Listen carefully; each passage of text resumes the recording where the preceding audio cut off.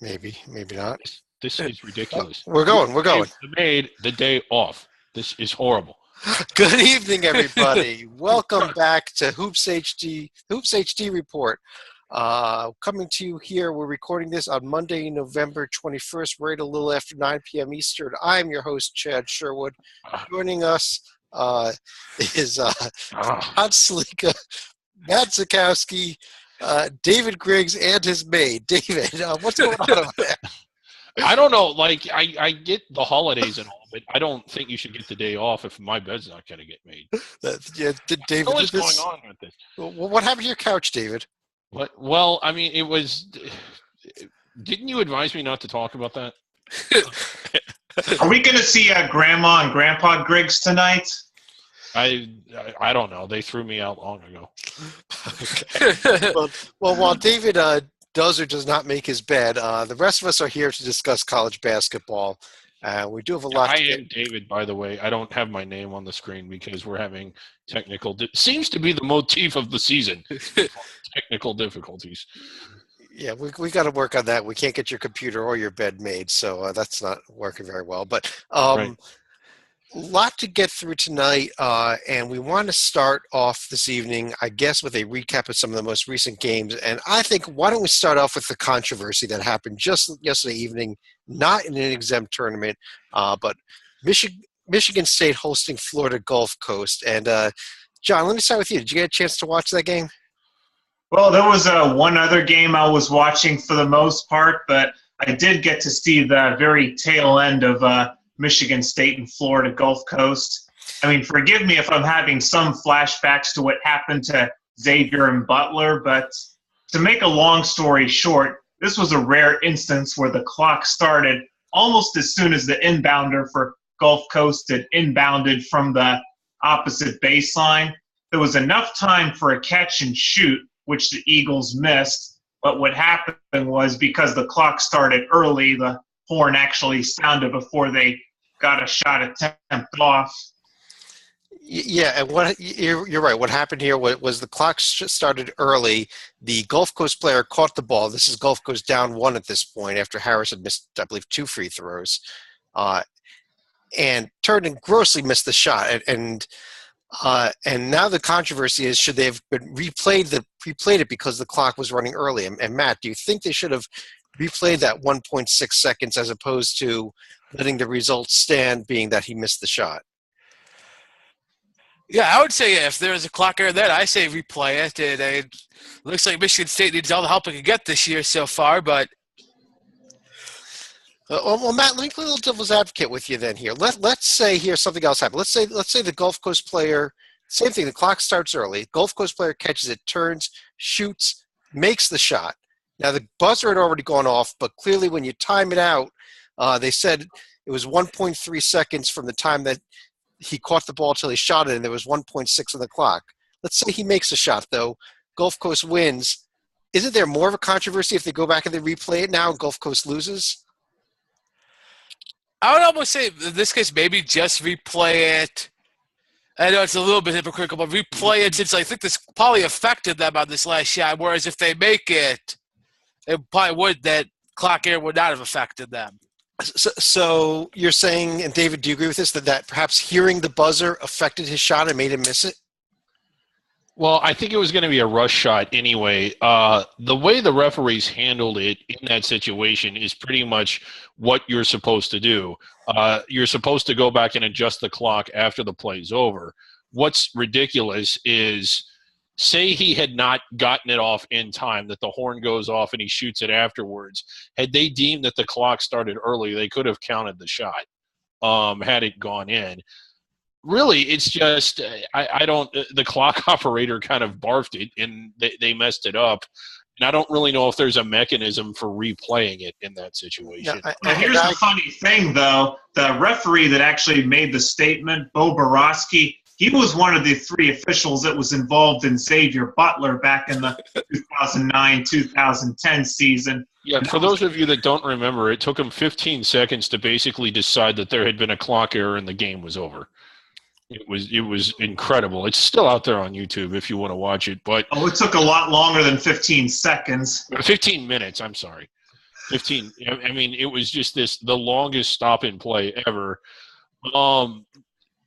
Yeah, you feel bad for Gulf Coast. The fairest thing to do in that situation would have been to replay it, but they can't. I mean, it's just one of those things. Like, if the clock starts early, even though it affected the play, even though it was distracting, their response would have been to adjust it later. Like, you get the stopwatch out, you start it when someone touches it, you go for whatever it was, 1.6 seconds, and you determine whether he got the shot off in time. And that's what they did. They did take a look at the stopwatch. They said 1.3 seconds. He got the shot off, so he got it off in time. He didn't grossly miss it, so his gross miss counts. Game is over. Michigan State wins. Right. Yeah. And yeah, the reason now, again, it was going to be a rush shot anyway, but it was especially rushed because he thought he had even less time than what he did. Would he have gotten a better shot off had the clock operator done it correctly? Probably. That's where I disagree. The clock operator. David, there really wasn't anything the referees could have done. But David, that's where I disagree. First of all, his back was to the basket when he caught the ball, so he may not have even seen the clock. I doubt he did. And there's so much noise in there, I doubt he even heard the buzzer. I mean, I think at the end of the day, what you have is a kid that caught the ball, turned, and shot it, which is exactly what he was told to do in the huddle when they prepared the play.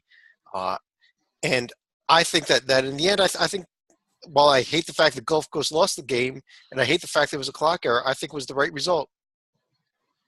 Well, yeah, I mean, it was the right result in the sense that there was nothing else the refs could have done. You can't just pull it over. Well, let's turn to a few other. I made that mistake. I mean, I would have done it perfectly, and the game would have ended without controversy. But I wasn't there. David, last time we let you operate the clock, a 40-minute game took exactly 40 minutes. So I don't know. I fell asleep. We didn't even get a halftime, so it was kind of rough. Yeah. But Matt, let's turn to some of the games that we saw happen this past week actually, and let's start with the Charleston Classic, which saw Villanova knocking off Central Florida in the championship game. And was there anything you took out of there, specifically how Central Florida played, at least making the finals? Yeah, I would take that. Maybe Johnny Doc and Zach too might look pretty good here in Central Florida. It helps that he inherited a large, pretty talented human being in Taco Fall, but that could be someone where maybe they are a contender in the American behind Cincinnati and SMU. John, do you agree with him? I don't know if I would go that far yet, because let's not forget Wake Forest is an example of a team that had a very good showing in an exempt tournament last year, but wound up messing the bed in January and February. But the early returns are encouraging so far for UCF. Wake, so they had a little bit of a rough December, and they had a bad January, and they had a bad February, and they were non-significant in March. But, wow, what an exempt tournament they had last year. David, speaking of Wake, they got third place. Mississippi State got fifth place. Both teams coming up with 2 wins. Did either of those show you anything, or was it just a matter of not that strong competition in this field? I think more or less the latter. But again, as we say in the daily write-ups, we will keep our eye on both of them until they give us a reason not to. They haven't done it yet. They picked up 2 wins away from home. Neither of them spectacular, but they've done more than just win home bye games. So we'll keep watching them. Well, John, let me turn to the other big 8-team event that was this past weekend, and that was your Xavier Musketeers there. Come away with the crown down at the former Puerto Rico, now Orlando, for this year only Tire Pros Invitational. 67-59 win over a Northern Iowa team that I guess Ben Jacobs said we can just never count him out, can we? Nope. And let's not forget that early on that tournament, Xavier was playing like they were driving on 4 flat tires against Missouri, but managed to get away with 2 for 22 shooting in the opening game. But they also ended up with some nice wins against Clemson and Northern Iowa. But also give UNI credit because they also came back from an 18-point deficit against Oklahoma to force that game into overtime, and they actually ended up getting a nice win for themselves, but they weren't quite able to repeat that feat against Xavier. Yeah, David, how about this that first game between Xavier and Missouri going overtime. I was actually prepared, had Xavier lost that game, to, on this podcast tonight, remove Xavier from our survival board. Well, it was – I've got my name on the screen now, but I look a little bit out of proportion. Chad, I think you've been drinking. Yeah, this is – I don't know. It's one of the two. But that was alarming. And, I mean, to struggle with Lehigh in the opener isn't what you expect, but you just kind of shrug it off as an off night. Just to be clear, I know Missouri has a much better brand name than Lehigh, but Missouri is nowhere as good as Lehigh. They are like a tire fire falling off of a cliff into a manure truck. I mean, that's basically what Missouri is. And when you're in overtime with a team like that, it's a sign things aren't going well. And after the game, which to their credit, Xavier won, you and I were talking, and I think John was too, and we were like, what is wrong with this? Is this team not good? I mean, you're starting to wonder when they have two very close shaves against teams that you're expecting to clobber, if this is even a formidable team. Now, they certainly are. I mean, they looked very good against a pretty good Clemson and Northern Iowa team, but that was startling. It really was that they would struggle against a team as weak as Missouri as much as they did. Well, Matt, David just mentioned that Clemson team. They come out with only one win here. Oklahoma, on the other hand, and Davidson both coming out with 2 wins. Anything you take away from any of those 3 teams? The one, Oklahoma might be a touch better than people thought, including myself coming into the year, especially that Oklahoma beat Clemson. That was a surprising result to me. Now, I know Clemson lacks depth right now, partly due to injuries and partly guys who will become eligible at the semester. But still, that's one that could hurt Clemson come tournament time, and that they did take advantage, I think, of a fairly vulnerable Xavier at this point, and then compounded that by also lost to an Oklahoma team that they very well could be competing with for a tournament spot with.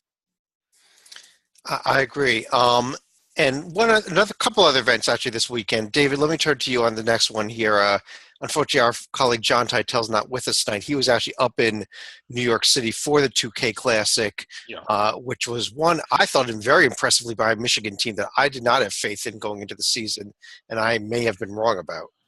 Well, you were wrong, Chad. Okay. And I was not wrong. I remember saying we didn't get it on the air, and I never wrote it. But I remember saying that Michigan is going to win the 2K Classic impressively.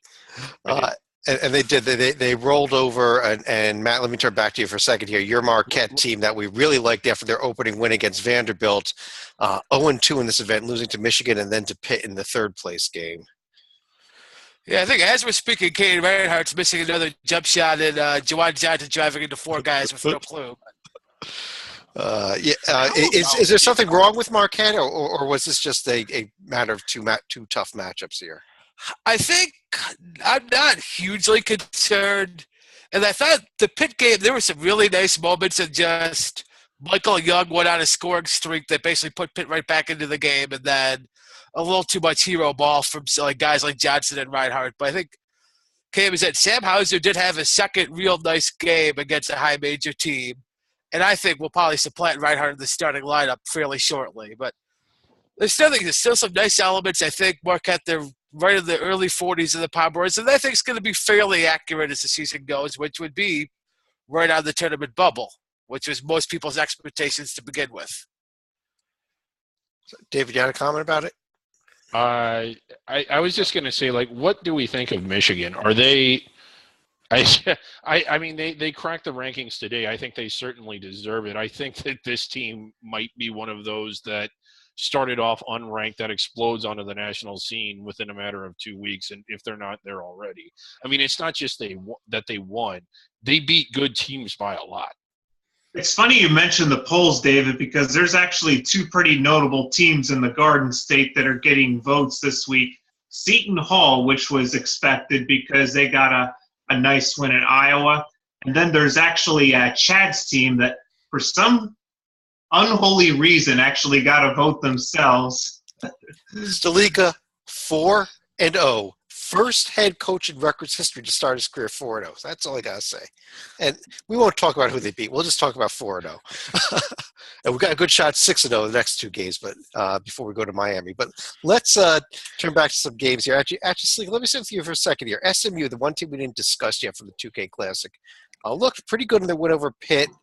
Not as good in the game against Michigan. This is kind of a team that going through the season, I didn't know if this was a tournament caliber team or not. Have they answered any questions for you yet, or are they still up in the air? Is that a question for me or Yeah. for the public? Are you Stalika? Yes, I am. I mean, I think there was another common opponent in Eastern Michigan that both Pitt and SMU had shared, where the Panthers actually struggled to put them away in double overtime, and SMU got the benefit of blowing out Pitt. But I thought it was a nice split, considering that Michigan was just running roughshod over everybody. Although, as we saw last year, Tim Jankovich does have some experience coaching this team, so it's not like they're going over a completely new system. I mean, we still need more of a sample size to really gauge SMU. On the small sample size they have, they've been better than what I thought they would be. But I still thought that they would be 3-1. Right? I was right about that. We never said that in a podcast, and I never wrote it in the blog, but I did say that, and I was right about it. Well, David, since you're making stuff up, I'm going to go to Matt instead with the next tournament. The Hall of Fame tip-off out in the Mohegan Sun. As expected, Duke wins the event, but I thought we had a pretty good other semifinal between Rhode Island and Cincinnati, and maybe a better-than-expected performance by Rhodey against Duke in the finals. Yeah, this might be the year Rhodey finally makes it through, although I know that point guard Jarvis Garrett got hurt in one of the games. I'm not sure of his health, but that'd be typical Rhodey's, and what it finally looks like you have a tournament caliber team, you got a big win over Cincy, and that you'd go lose your point guard to a devastating injury. Yeah, David. In all seriousness, when that happened, I thought it, and I think we all thought it. It was just like, oh my God, here we go again. But fortunately, I believe I don't know what his health is either, but I believe he's expected to return. I hope so anyway. Chad, you had a question. Yeah, I did not have an update. I don't know if anybody else did have an update on him. The last I heard was that he was being evaluated. They had not made an official announcement. John, do you have any other news of that on him?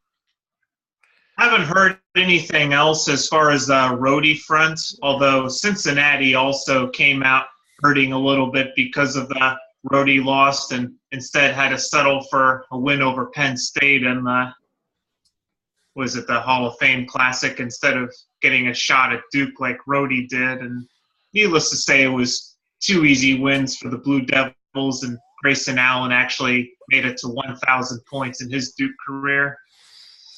Yeah, and he didn't get tripped up along the way there, did he? Right. But let's one other event that happened is actually, as we record this right now, we're at halftime of the championship game in the Paradise Jam. Ole Miss is actually surprisingly up 10 points on Creighton as we record this. But David, we also saw NC State pick up a pair of wins, getting the third place in this game. In this event, Washington State, as expected, struggling, only getting one win. Any thoughts on this event here, the Paradise Jam? I mean, more so, I think I've been more surprised by Ole Miss. Not that, I mean, they haven't lost yet, and they've won a lot of close games against teams that are kind of blah.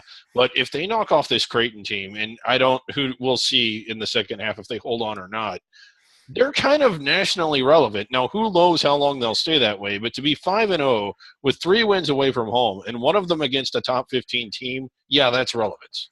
Yeah, and I kind of saw a stat today that kind of surprised me, or I think it was yesterday I saw it, that Andy Kennedy is now the longest tenured SEC coach, football or basketball. Believe it or not. Yeah, I suppose he is. But let's go on to a few other events here. And actually, John, let me start with you here. As we record this, we are a couple games into the Maui Invitational, and so I think it bears mentioning, not Wisconsin beating up on Tennessee, although Tennessee made a bit of a comeback in that game to make it close in the second half, but Oregon losing this for the second time after getting blown out by Baylor, now losing to Georgetown. Okay, Georgetown had quite the week. I mean, it started with their GAVA game against Maryland. They had a lead late in that game. They blew a 6-point lead in the final 30 seconds. So Maryland actually gets their second win over Georgetown in as many years. Georgetown then has a hangover against Arkansas State at home. They were trailing by as many as 20-plus points. The amount of furious comeback there, but They still end up losing. So now we're thinking, okay, how much is Georgetown going to get hammered? As it turns out, they turned the tables, had a 17-point lead on Oregon going into the half. Oregon comes all the way back, but Georgetown, they're a lot more resilient than we've given them credit for, and actually ended up getting a very nice opening round win in Maui. Yeah, and Matt, you were on the Georgetown bandwagon with me heading into the season. We were all ready to jump off, especially with the Arkansas State loss, although Arkansas State also picked up a nice win over Chattanooga over the weekend, so it's a little on the under-the-radar side there. But maybe this Arkansas State team is a pretty good team, and maybe Georgetown is still going to be able to get things right. What do you think? I think this is looking a lot like maybe, I believe it was at the 2013-2014 season for Georgetown, where they narrowly missed the tournament because they couldn't capitalize on big wins like Michigan State, where this time maybe they don't do things like lose to DePaul twice, I believe, in the final couple of weeks of the season and blow their bid that way. But Well, David, what about the other half of this? Oregon now with a couple of losses, where they just haven't looked good in games. Yeah. This team over it now. I know they've got injury problems, but shouldn't they be a little better than this? Yeah, they should be. Now, are they overrated in the sense that they shouldn't be ranked that high based on what they've done? Absolutely.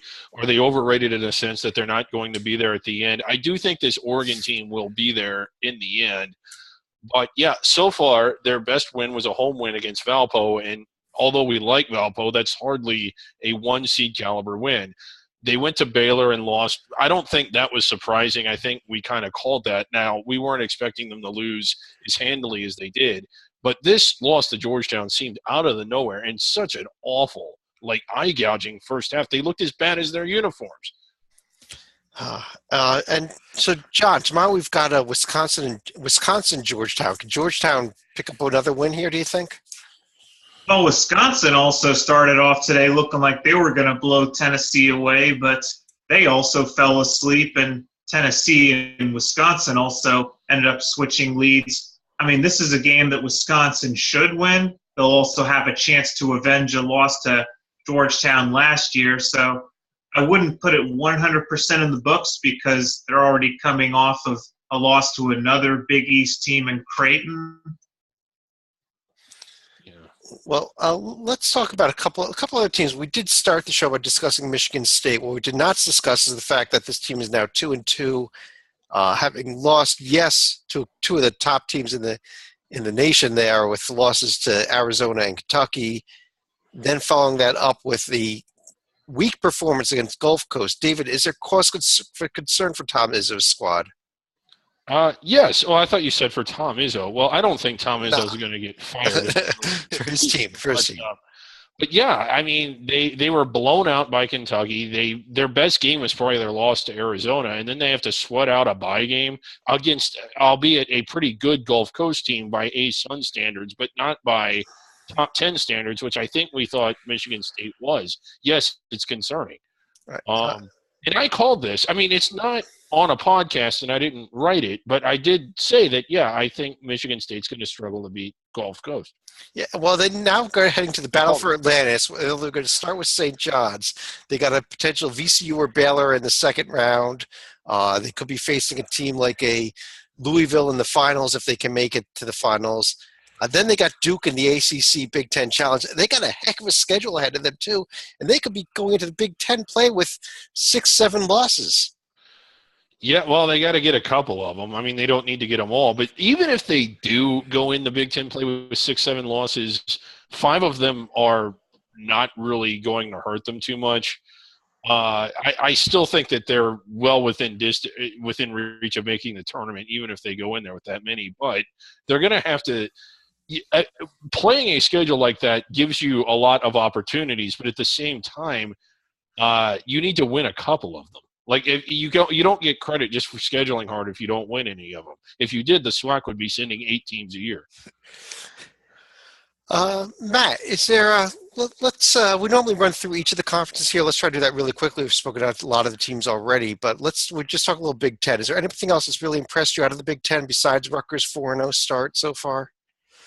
Well, I'd still say we're going back a little bit, but Indiana's win over Kansas is one that, if they're in the hunt for a 1 or 2 seed, could really, I think, be big. And that even though I wasn't that high on Indiana, that win over Kansas has a ton of staying power. David, how about Nebraska 3-0? Oh, yes. Well, they're on 3-0, 3 very impressive wins, undefeated. Like Rutgers, they're on pace. They're on a Final Four pace. Stalika, you and Matt are both Big East guys. Both Villanova and Xavier, obviously, after the undefeated starts, as well as Creighton, pending tonight's outcome, Seton Hall, and Butler. Anything that's really stood out for you in the Big East so far? Well, aside from the fact that many of the teams are still winning, I mean, DePaul was an exception, though, against Rutgers, but I guess that's easy to understand considering the team they lost to is also going to be unbeaten. But there was also Butler, who also had to survive what was a surprisingly close game against Northwestern, but I think it was Kamar Baldwin, one of their freshmen, that hit the game winner with 2 seconds left. So we're going to see a lot of experience for Butler in their starting 5, but a lot of freshmen they're trying to break in as far as their substitutes go. David, how about over in the ACC? Is there anything there that has really stood out for you besides the teams we've already discussed? Yeah, I've kind of, and I and mostly by games, but Florida State has not lost to a crap team yet, which is something that they've normally done. So I'm starting to think that they may have something. And, they beat a pretty good Winthrop team. They ran away from them. They go 11 deep if you look at it. And I think they've had 10 different players already hit double figures in at least one game. So their bench is deep. They may have what it takes. We talked about Clemson a little bit already. The other team, what about Notre Dame? Good grief. I mean, John Stalika said it in an email. I don't want to steal his thunder, but yeah, picking against them early might be an occupational hazard. Yeah, Notre Dame now to 4-0 start, a very nice win tonight over Colorado. Matt, let me see here. What conferences did we not discuss here? Well, I mean, while we're mentioning Colorado, the Pac-12 there, Stanford also out to a 4-0 start, as is Arizona, UCLA. Anything that's really stood out to you here in the Pac-12 so far? I'm thinking UCLA and the Lonzo Ball show. That could be – I think they might contend for the title with Oregon looking a little worse than we all thought. And I know Arizona had that Michigan State win, but, man, just their lack of depth and I think overall quality on their roster, assuming Alonzo Trier never plays another game, which is probably a good guess at this point. I think UCLA might just be the Pac-12 favorites. They're not undefeated, but I think we need to go back to Purdue for a moment because This was a team that struggled big time against Georgia State, and they were down by, I think it was 12 points with about 7 minutes to go. And then the Boilers pitched a 20-0 shutout the remainder of the way to survive in that one. Yeah, good point. Another good game that we saw. David, over in the SEC, we saw Georgia come up with a nice win tonight over George Washington. Yeah. George Washington team that was playing a little better than I expected as well. Although Georgia had that season opening loss to Clemson, but is it just going to be the Florida-Kentucky show still from what you've seen so far, or is anything else stuck out for you in the SEC? Well, I mean, as far as I think Florida and Kentucky are going to run away from the rest of the league, but I think teams like Georgia, Ole Miss, especially if they keep it up, they're going to have other teams contending for tournament spots. The second game of that tournament going on right now, Kansas is up 2 touchdowns, 14-0, about 5 minutes in. So looking like that's who Georgia's going to get. Well, congratulations to UAB for bringing their football program back that quickly. Yeah. 17-0. They just, well, we're going to run. There's a team we have to get to that we'll get to as you continue running through the conferences that aren't under the radar. But well, let me quickly hit on the Big 12 here, which I haven't mentioned yet. And Stalika, Jamie Dixon 4-0 in his career start over at TCU. Are you starting to pay attention yet? Well, I'm not sure we were paying attention 2 years ago either when TCU managed to run through their non-conference and actually managed to get into the top 25. So, again, we just need a larger sample size as far as TCU goes. How about anyone else in the Big 12 besides Kansas? Didn't we say the same thing about Texas Tech at this time last year? We did, and none of you believed me. I was on the Texas Tech bandwagon. No, I thought they are after 3-0 start as well. Anything else stood out for you, Matt? I mean, Texas survived a couple of scares. They're still undefeated as well. Matt, you there? I think Matt must be frozen. Texas taking on Northwestern right now. And again, I think this is going to be a game where Northwestern plays well, and we're going to think, oh, is this going to be an out-of-conference win for them, and can it help get them to the tournament, and then they'll lose at the end. Big game for Texas. It's a game Charlie Strong really needs. I think in fairness to Matt, the new game just completely turned him to stone. Yeah. No, Texas, Kansas. I don't think we need to go there, though, David. Let's go real quick here, David. A10 there's only one team left undefeated already. VCU is the only team left undefeated. Yeah, and the Rhode Island's loss very respectable to Duke. Very respectable. And VCU's won 3 bye games, so let's not get too excited about them not having lost yet. Still like this Dayton team. I think the win at Alabama was respectable. It's better than what most of the rest of the conference has managed up to this point.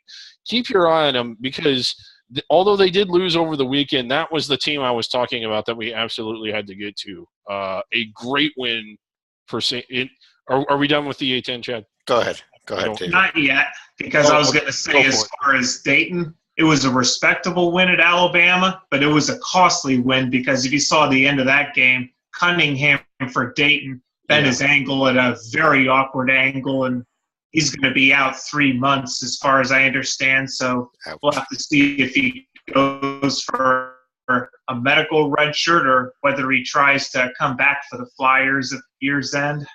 Yeah, and it was so unfortunate because he went up to dunk the ball after the game had pretty much been decided, and there was contact, and he just landed back. I mean, just a freak accident. So you hate to see that for him and for UD, but St. Mary's, wow. I am a believer. They went in the UD, and although they kind of blew it down the stretch, that's not an easy place to win, and they went in and looked really good. And that's the second time they've looked good against a really good team. I was big on St. Mary's last year. I think we all remember that, and actually I wasn't. Well, as we talk right now, St. Mary's has the number 4 RPI in the nation. No, RPI is pretty meaningless, but a little more meaningful. Even Ken Palm has them as 13 in the nation right now, and I think it's a deserved 13. But, Matt, I think we got you back. Any thoughts on what you've seen from the St. Mary's? And we'll also turn to Gonzaga right after that. They're rivals there for a couple bids out of the West Coast Conference. Man, it's looking like the way they're going through, could you have 1 but 2 protected seeds out of the WCC? It'd be a bit unprecedented, but I think there's enough weak underbellies in some of these other leagues that, hey, come Slice and Sunday, you might see 2-seed Gonzaga, 4-seed St. Mary's. And Gonzaga was very impressive against that San Diego State. It was a home game, but it was a 21-point blowout of what we thought was a pretty good San Diego State team. Yeah. Again, Gonzaga's got to do well out of conference, as does St. Mary's. Like, the chances are there for that to happen. If they blow, they're playing a really hard schedule. And, yeah, if they win the games, they'll both be protected seeds. It could happen. That's also going to put a little more urgency into San Diego State's game against California tonight. That's actually going to be the second game of a doubleheader that's being played at the new Kings Arena, the Golden One Center in Sacramento. All right, and as you're all watching, this game's already gone final, so you can just insert whatever happened in that game right there over what he said. Just real quickly, the American UConn, as we record this, is getting beaten up by a very weak Oklahoma State team. They did finally pick up a win, but I think we said this last week, and I think we'll stick with it, David, that UConn team, there's just something wrong here. Yeah, they're losing to bad teams. They're barely beating bad teams, and then they're getting blown out by mediocre teams. There's just nothing really there. Now, the last conference that we do discuss in this podcast is the Mountain West, and now that we're done discussing them, let's move on. Unless somebody has a comment about the conference going. Okay. As far as we normally will go through some of the upcoming games in these podcasts, if you last week we did go through all the exempt tournaments, which is the majority of what you're going to be seeing this week. I do want to just mention a couple of games that are outside of the conference tournaments that are coming up. Exempt tournaments. Sorry, all the games are outside the conference tournament. Every game is outside the mention conference. a few games this week that aren't. I don't know what I'm talking about. It's kind of embarrassing, isn't it, Chad? All these people watching making a mistake like that. John, Michigan has a game coming up on Wednesday night at South Carolina against Angry Frank. Yeah, shut up, David. Yeah, South Carolina actually had an impressive win against Monmouth. I mean, it took them overtime, but they were able to get a buzzer beater. These are going to be two nice backcourts to watch, but I suppose I would give an edge to Michigan just because of the momentum they've gotten against SMU and Marquette, but I wouldn't count out Angry Frank's bunch. Right. Not again, like we said, most of the games of real note coming up through this next week are in the tournaments, exempt tournaments, not conference tournaments. David, Xavier though with an interesting scenario here. They get to play Northern Iowa again at their home court coming up this weekend after they just beat them in the championship game of their tournament. Yeah, the rules permit you 4 games as part of an exempt event. So what a lot of these 8-team tournaments are doing either are they'll go ahead and schedule an unbracketed game. That's what this is. And yeah, it's kind of we've seen it before, and we're seeing it now to where they play each other in back-to-back games. Right. Well, I guess on that note, let me go through each of you here and find out if there's any other topics you want to discuss or any other final thoughts you have. And Matt, let me start with you. And then we talking about themselves, but man, Michigan could be on their way to protected seed profile if they keep it up and don't have another hiccup here against Angry Frank this week, and maybe go through their non-conference with only 1 loss. All right, John, I think I've got a turkey over my shoulder here, but I guess it's Thanksgiving soon. Any other final thoughts? I don't know if that's an angelic turkey or a devilish turkey, but I was actually going to allude to the Gulf Coast Showcase. It's kind of under the radar-ish, but we actually do had the 2-game winning shots that were earlier today. One with Vermont with about 3 seconds to go, and another one with Hofstra that was under a second remaining. And those 2 teams are actually going to face each other in one of the semifinals. So congratulations to both the Catamounts and the Pride. All right, David. Just a fun week for college basketball. I think there's more games this week than there are any other week of the season. And one of the things, I know we've always stressed this, but as you watch these tournaments, don't get caught up in it being a 3rd-place game or a 5th-place game. As far as the committee's concerned, a 5th-place game is weighted the same as if those 2 teams were meeting at a neutral site in a non-tournament game. They don't even really show up on the team sheets as being tournament games. They're just games. So there's still just as much to be gained or lost. They're not de-emphasized just because they're not championship games or they're on the losers brackets or whatever. The second thing, 2 more thoughts. Second, New Hampshire, we got to get them ranked. They're having a great season so far. Losing at West Virginia by a little bit, but it's hard to beat a ranked team on the road. Don't worry about the score. A loss is a loss. So, we're still behind the team of the people. And third, be sure this Thursday, Thanksgiving Day parade, I'm going to New York, and I'm going to try and get a David Griggs float into the parade. So be sure to watch that. All right. Well, we're going to work on getting that David Griggs float. Make certain that you're watching the parade and looking for that. I believe that instead of being filled with air, it's going to be filled with Jack Daniels. But it's going to be a float. It's going to be amazing. But on behalf of John Stalika, Matt Sikowski, David Griggs, the turkey over my shoulder here, have a happy Thanksgiving, everybody. I'm Chad Sherwood. Thanks for joining us, and we'll talk to you again real soon.